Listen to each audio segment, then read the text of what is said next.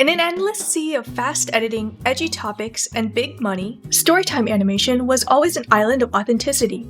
Creators like Domix, Suzy, The Odd Ones Out, Jaden Animations, and so many more captivated me and others in the 2010s with animatics and animations telling their mundane life stories in relatable and often funny ways. The internet back then was filled with people pretending to be edgy or weird or trying to look cool, so the genuine wholesomeness of Storytime animation was just a breath of fresh air. These creators felt like the types of real people who might be our best friends or even a reflection of ourselves.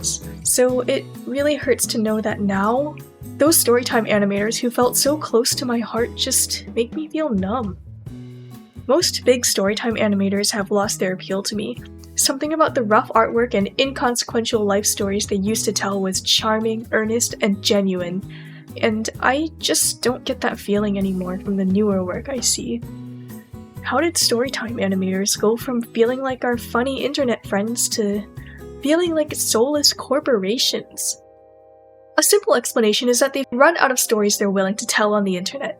And considering that most Storytime animators started in their teens or early 20s, it's really not a surprise that they've managed to say everything they wanted to say about their lives over the past, 10 years? But I think most of their longtime fans know that there's more to it than just that. A lot of people have been saying that larger Storytime animators have become too corporate or sold out. While I'm not really a fan of these terms, I don't think most of these commentators actually have a problem with the fact that creators want to make more money from their work. I don't think it's because they were chasing profit at the cost of passion. If anything, I think it's because they were too passionate.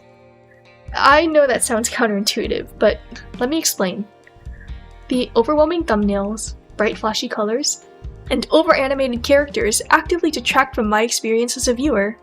Sometimes I finish watching a Storytime animation video with no memory of what the video was even about, because all I could pay attention to was the overstimulating movements and colors rushing by.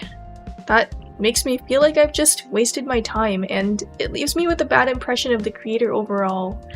I feel as though I was somehow conned into watching the video, which is the exact same feeling I get when I watch other so-called corporate YouTube videos. And that subjective experience as an audience member is what makes some Storytime animators feel quote-unquote corporate to me. And I would guess that that's what other people mean as well when they use words like corporate and sold out to describe Storytime animators.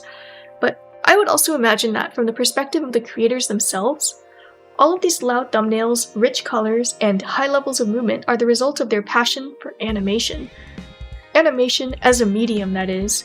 It's incredibly time-consuming, skill-intensive, and expensive to create animations at the level they do, with fully colored and highly complex background, and rigged or frame-by-frame animation somewhere in every shot.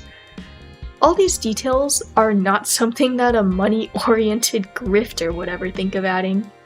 Some creators, like The Odd Ones Out and Haminations, are creating straight-up TV-level work with a smaller crew and budget, yet some of their backgrounds wouldn't look out of place in shows like Bluey or Steven Universe, and that's before we even talk about the animation quality. Now, suffice to say, it would be incredibly disingenuous to claim that these large Storytime animators are in it just for the money. They're clearly very passionate about animation itself, and it shows in their work. But unfortunately, that's not what the audience is there for. We came for the down-to-earth life stories, not the animation quality. And when the videos compete for attention with the actual story we wanted here, then the audience is too busy trying to figure out what to look at to really get immersed in the story. And when we don't feel like we got the story we clicked on the video for, we feel disappointed, disconnected, and distracted. The exact same feelings we get from so-called corporate YouTube. It's an ironic twist of fate because just 4 or 5 years ago, the biggest critics of Storytime animators were piling on to the fact that most of these videos were more like animatics or slideshows than actual animation. And while I think some amount of extra animation helps tell the story better, I also think we've come full circle to the point that there is so much dizzying movement that the animation actively distracts from the story instead of enhancing it. But there is one point those past critics made that stands the test of time. It's that Storytime animators all have the same quote-unquote quirky or introverted personality. And of course this isn't true about every Storytime animator, but when you consider the community as a whole, many of them do have those characteristics. After all, it's pretty natural for so-called quirky introverts to be attracted to a job that mostly involves drawing pictures by yourself in your bedroom, alone most of the time. And yet, at the same time, it does mean that many Storytime animators have very similar perspectives and life experiences. In a competitive environment like YouTube, that's not a good thing. Eventually, the audience gets tired of the same stories and topics and doesn't even want to click anymore, even if the storytelling itself is good. And I do want to say it's of course unfair to expect that the human beings entering this genre should change their entire personality just for the audience, for our entertainment, but it's still nevertheless a problem for the genre overall, and the audience for Storytime animation will slowly but surely fizzle out to nothing if we don't see new perspectives and new stories. And it's not just individual creators running out of their own life stories. It's the entire genre running out of new stories to tell. As bleak as that sounds, I do want to point out some exceptions to that trend. Exceptions that prove the rule, really. There are creators like Illymation and Sugar who have been deeply vulnerable in sharing some of the most traumatic experiences in their lives through Storytime animation. It's really exceptional to find someone who has been through such awful things and is both willing and able to share their stories on a platform connected to their real-life identities. Both of these creators are incredibly brave to share what they did, and their stories are ones that nobody else could tell. But I still really hope that stories like that stay unique, because I don't want anyone else to have to go through what they did. Meanwhile, others, like the Amazing, have interesting real-world jobs. Not your usual minimum wage retail job that everyone else tells stories about, but jobs that require serious credentials and training to deal with interesting situations. Maz in particular is a doctor, and he's told several stories related to his work, but most of them are fairly surface level and don't share a lot of his personal opinions on what he does or what happens at work. Of course, I do imagine that's because of a combination of doctor-patient confidentiality and the fact that, it's just really awkward to complain about your coworkers when you know you're gonna see them again the next day. He would probably be more free to tell such stories if he quit being a doctor, but, then we're right back to the problem of eventually running out of stories. Perhaps the only long-time exception to the usual family-friendly childhood stories is Brewstew, who is something like the fun uncle who lets you eat all the fast foods that your parents banned. An actual adult who doesn't try to keep everything kid-friendly and might be fun to have a few drinks with. He's not afraid to curse or talk about adult life, which makes him stand out in the genre.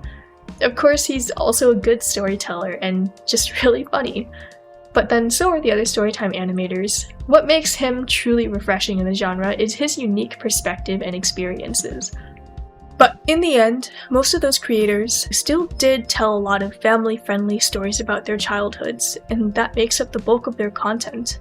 These creators may have satisfied some of the demand for different storytelling styles and topics, but there was clearly still an unmet need for the audience.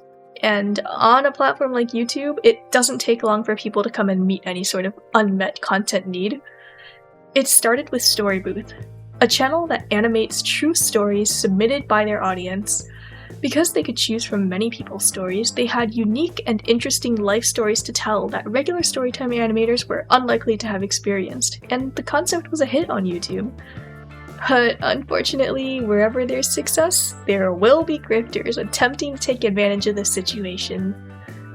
Channels like My Story Animated actually happened. Storytime Animated and many clones of these channels rose up.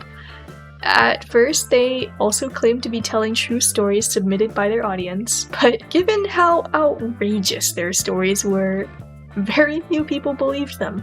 Despite that, they grew huge audiences anyway, and the sensational and outlandish topics they covered took audiences away from the more honest stories of Storybooth. most of these channels are what you might call a content mill or content farm.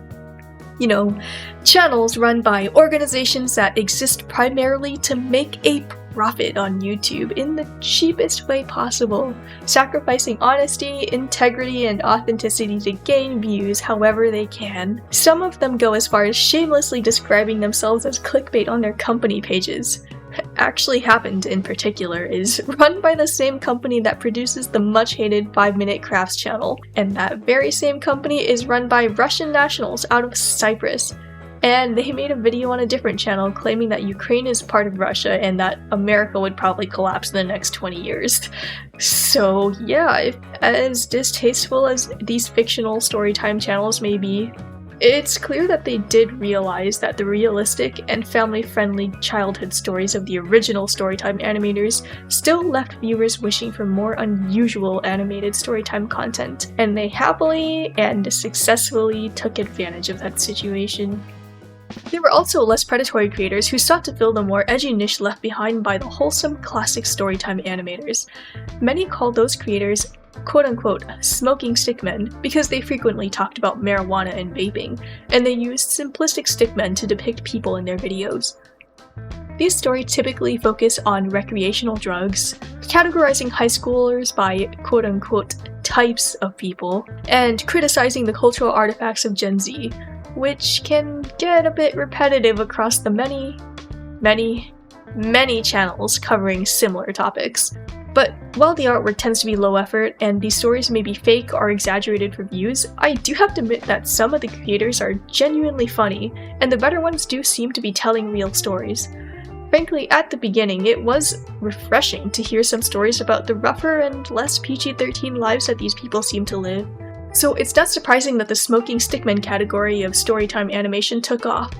Unlike the content mills, their work was more believable and down-to-earth, and unlike previous Storytime animators, they were willing to cover less family-friendly topics. They hit that perfect gap in the genre of grittier life stories that still felt relatable and personal. But we've seemingly reached saturation on both the outrageous fictional stories and the smoking stickman creators. Several of the content farms behind the fictional channels have hidden or deleted all of their videos, and there are enough smoking stickman channels to warrant multiple commentary videos dedicated to calling out how unoriginal they are. So, where does that leave us now with Storytime animation? Well, with the older generation of Storytime animators, the production value and animation quality has gotten so high that newcomers have pretty much no hope of achieving that level of production without either a massive and talented team or an inhuman amount of their own time and talent spent on every video. Meanwhile, with the sensational taboo skirting topics covered by newer channels in the genre, it's really difficult for any newcomer to cover stories or topics that would stand out in comparison. So what could a new animator possibly do to stand out? Well, on the Voice Chat podcast, which is a monthly animation-themed discussion hosted by veteran Storytime animators The Amazing, Rushlight Invader, and The Laddie, the hosts have suggested ideas such as using different storytelling formats, designing a unique character, and having a unique art style. For example, Sultan Sketches used a storybook-style format in his breakout videos about his childhood romance. The videos were styled as if the viewer was reading a picture book that was illustrated live before their eyes, and this format was both unique and eye-catching. Other format suggestions included mockumentary-style videos, similar to The Office, where the story is told as it unfolds in the moment, instead of being told from the perspective of an individual animator reflecting on their own past experiences. But notably, Sultan Sketches dropped the storybook format, and his other videos probably wouldn't work well in that style. And most people's day-to-day experiences just aren't interesting enough to tell in a mockumentary format. At least, not if they want to be honest about how events unfolded. The Amazing also suggested designing more unique characters, such as furry characters, or even completely non-humanoid characters. Animators like Chipflake, Wolfiechew, Katsune, Cuptoast, Gingerpale, Jackadamia, and Minbit, among many others, have done just that. But while their characters are certainly eye-catching, there are now many such creators, as you can clearly see. It may be true that their unique avatars may drive a few more clicks, but ultimately, viewers are there for the story, not the character design. In the current retention-driven era of YouTube, it's probably better to make sure everyone who clicks stays there, rather than attracting people who might like the character design but be uninterested in the story. And on a personal level, I don't believe this is a good suggestion for every creator. For those who want to tell stories with a more serious or personal nature, it may actually be counterproductive to use a less human character, since the added cartoonishness may undermine the topic of the story. Plus, the choice of which character you use to represent yourself online could be a deeply personal one, especially when you're using that avatar to tell stories about your own life. For all these reasons, I don't feel that branding and marketability should be the first concern when designing a character. It should definitely be a consideration, but probably not the primary one. And last but certainly not least, the Voice Chat podcast host shout out 3 up-and-coming Storytime animators who seem to be succeeding on YouTube, and overwhelmingly, what they praised about these channels was their art style.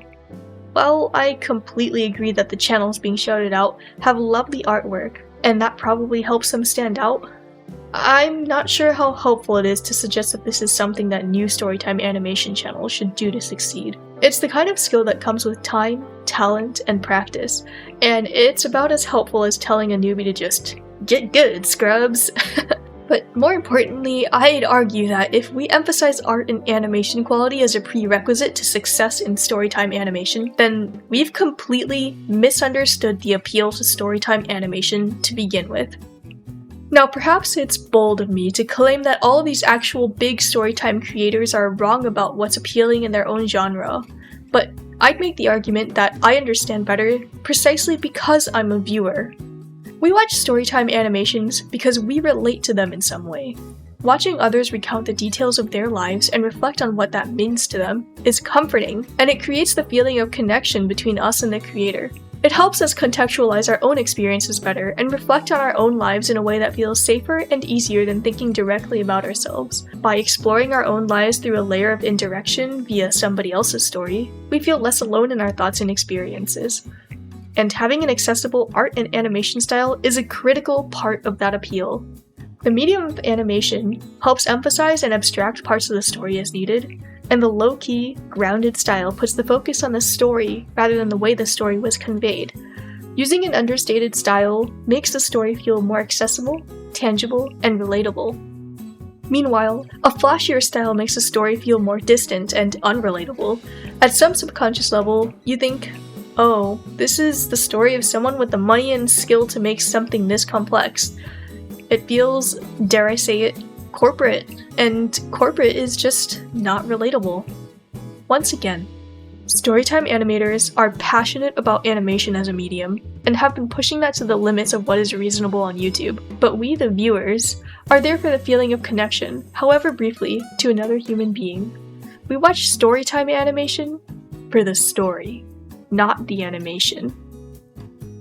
But it would be wrong for me to say that Storytime animators should stop pursuing their passion for animation. In fact, it's amazing that they can employ so many artists and animators in a time when the entertainment industry is contracting like never before. Plus, many of these animators are moving away from Storytime animation and towards other mediums that may be better served by their more polished styles. The odd ones out is moving towards educational content about animation. Jaden Animations is creating streaming and gaming content on other channels, and slowly moving away from content creation overall. The Amazing is moving towards more collaborative formats. Emarichu is adopting more vlog-style content about life in Japan. Actually, Ray is focusing on art, character design, and world building. And everyone is doing a great job in these new genres. They're making genuinely interesting, enjoyable, animated videos in their chosen topics. It's just not Storytime animation anymore, though. And that's actually a good thing. If we look at the history of the genre, the types of stories and styles that saw success were the ones that went against the grain of what was popular at the time. The earliest animators dared to be genuine and down-to-earth when edgy, over-the-top stunts were popular. Then, when everyone was more personal and genuine, stranger and less common stories became popular, to the point that even obviously fictional stories were gaining traction. And finally, we saw edgier content about drugs and more fringe culture return once people grew tired of that too. And here we are, back again at a time when the internet at large is filled with spectacle rather than authenticity. People want Storytime animation again, Since the past waves of Storytime animators have largely moved on from the genre, this is a perfect time for a new generation of creators to rise up. You don't have to reinvent the genre. You don't have to have a fancy art style. You don't have to produce TV-level quality. You don't have to be anything other than your full, authentic self. And there's nothing the audience wants more than that today. And there's nothing you should be any more than that. If you've been thinking of making a Storytime animation channel, your moment is now. Do it, make that video, and don't worry about the polish.